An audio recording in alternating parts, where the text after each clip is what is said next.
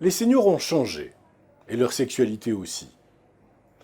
Il n'y a pas d'âge pour parler d'amour, car nous n'avons pas que l'âge de nos artères, mais aussi l'âge de nos désirs.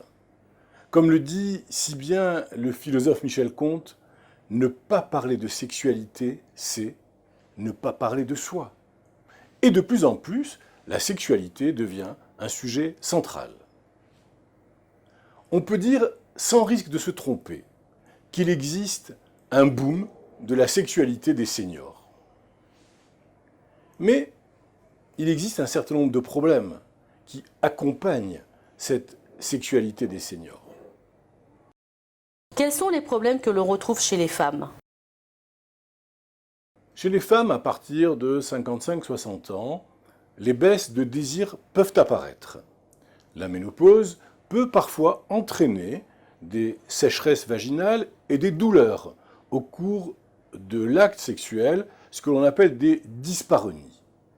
Il existe aussi certaines causes psychologiques, avec une diminution de la libido, car la femme, à ce moment, peut se trouver moins en forme ou moins désirable.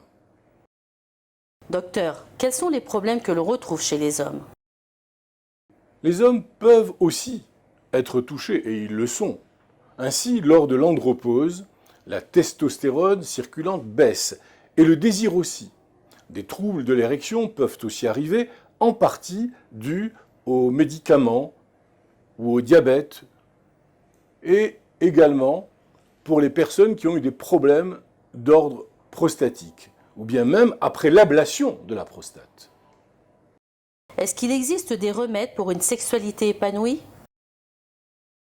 Oui, je le dis d'emblée, oui. Chez les seniors, la sexualité est plus réfléchie et plus accomplie que chez les sujets plus jeunes, avec l'espoir de plaisir plus important, un acte sexuel plus élaboré et plus long dans le temps.